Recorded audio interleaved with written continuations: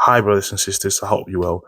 As many of you already know, the Ugandan troops have entered Bunia, which is the capital of the Ituri Province in the eastern part of the Congo. Okay, so they did send the military after threat from the military commander of Uganda, Muhoozi Kainerugaba. I think he's Museveni's son, and he was asking for the disarmament of some militias that, according to him, were attacking some Ugandan ethnic people within the Congo.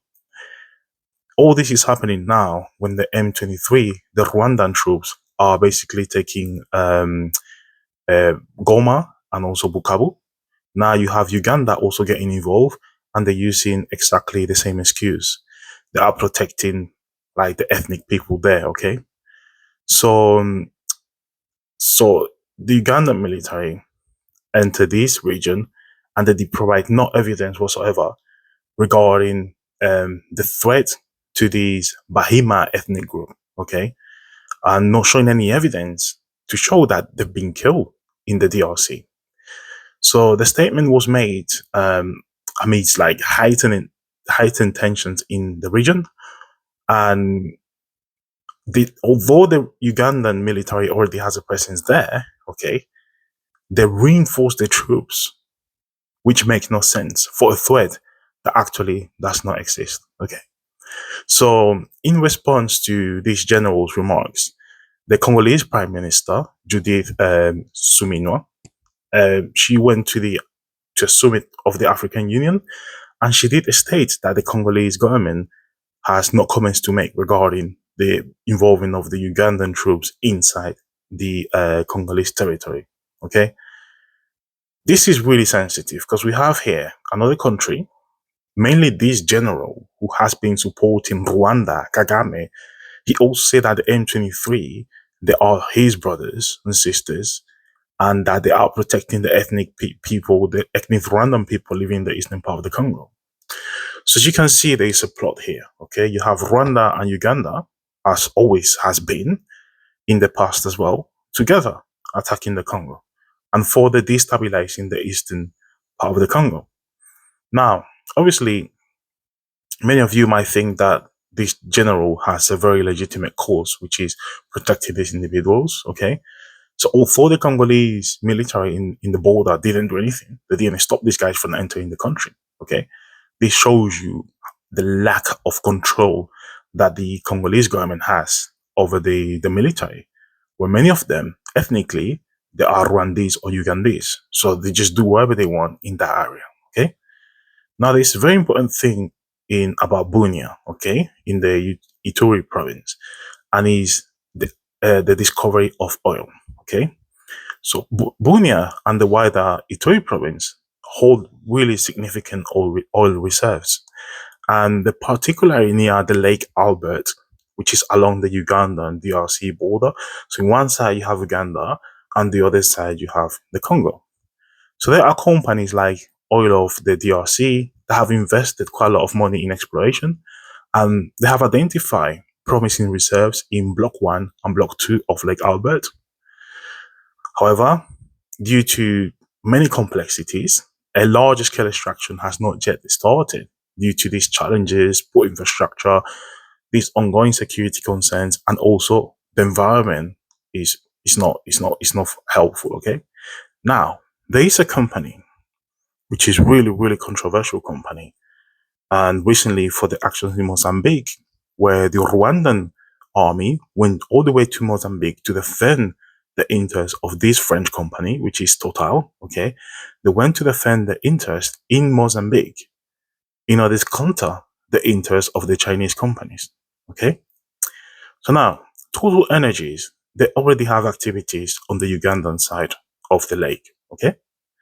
So they play a leading role in the oil development, particularly through Tilenga project, which is a project that they have in Uganda. And they aim to extract like crude oil from fields near the lake. And this project is really a key part of the Ugandan strategy to commercialize its oil reserves alongside the East African crude oil pipeline. So there is a massive pipeline, as you can see here, that we transport crude oil from Uganda to Tanzanian coast, okay? And this is for the export of these all the way to Europe. Now, there is an economic potential here, but they need more oil.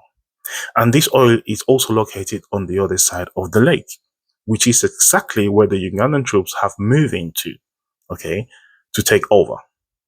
Now, the Congolese army, they don't have many effectives there, so they were unable to stop these guys. And they don't even know what's going on, to be honest with you.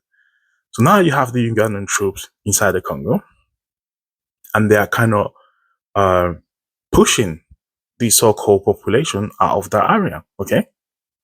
And this happened like this Saturday, I believe, early in Saturday. So the situation is getting really bad. You have a general from Uganda that supports M23, that supports Rwanda, that supports Kagame, and he's now launching his own mission, okay, in the eastern side of the Congo, in a time where there's always this already destabilization in the region. And apparently his dad, Museveni, he wasn't aware of this, or he did not approve this, according to what they're saying in the media. So now you have another nation invading the Congo for the interest, which is not proven, right? But bear in mind that Total Energies, they have a massive interest on this side of the Congo, okay? And bear in mind that call Mr. Macron had with the president of Rwanda, Mr. Paul Kagame, which basically withdrew the M23 from Bukavu. And then when an agreement wasn't reached with the president of Congo, Mr. Felix Tshisekedi, the troops returned back to Bukavu. The M23 and the Rwandan troops returned to Bukavu. Okay? So here we have again French interest in the DRC in Congo. That you have two countries that are defending the French interest in this eastern area. Okay? So you have to be really careful with France and the activities they are taking in the eastern part of the Congo. Because all we see is Rwanda and Uganda. But behind, we have a big country like France, which obviously is losing its grip in the Sahel and other regions in Africa, where they used to have access to loads of mineral resources. And now their companies are focusing in the heart of Africa, which is mainly the Congo, where there is gold. There are many French companies that lost contracts in Mali and other African countries for the extraction of gold. There is petrol, where you have other companies that they have also lost it, okay? So now the French companies, they're focusing on in Congo. And look at what they're doing. As I say, there's no evidence to prove that Total is involved in this, but it's the biggest company that have an interest in that area and that they have control over the pipeline that basically takes oil from Uganda all the way to Tanzania. Now, there's also quite a lot of issues in Egypt, okay, in the Red Sea, because you have the canal, okay, the Suez Canal, that allows basically transportation of oil from Eastern Africa and from the Middle East into Europe. Otherwise, they'll have to take a longer route through South Africa, okay? So you have Yemen, who is actively attacking ships from companies that belong to countries that are supporting Israel. So there's a massive threat here, okay, for many companies that they specialize on the shipment of goods and oil through the Horn of Africa, all right? So as you can see here, France was also supporting the United States and other countries, striking Yemen, okay, in order to stop them from attacking these ships. So you have a whole geopolitical game here, where France is right in the middle, and they're using Rwanda and Uganda as proxies in order to extract this oil from the Congo and ship it to the clients, to the customers, or to the European Union. In a time now when you have Russia that is not providing cheap oil anymore to the European Union, you have many European countries that are looking for alternatives in order to be able to continue providing gas and oil to the continent, to Europe, as now they cut the economic reliance on Russian gas and oil. Okay, and bear in mind that France has been one of the biggest buyers of Russian oil under the sanctions recently. There has been some statistics that have shown that France has recently bought loads of gas and oil from Russia. Okay, and obviously they don't want to rely on Russia when they are supporting Ukraine.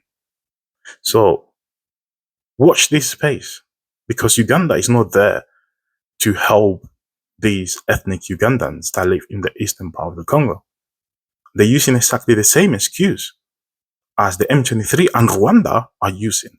Because the M23, apparently, they're not there for the minerals. And Rwanda supports this argument. But at the same time, the M23 are taking mines, and Rwanda is happy with this, and they're helping them to smuggle all these minerals outside of the Congo. So let's see what's going to happen in Uganda. I'll keep an eye on this. I'll continue informing you regarding the situation in Bunia, because it's really suspicious to me that at this time, when the eastern region of the Congo is destabilized, Uganda decides to increase the military presence out of some nonsense pretext that is not actually happening. Watch this space. I'll continue informing you.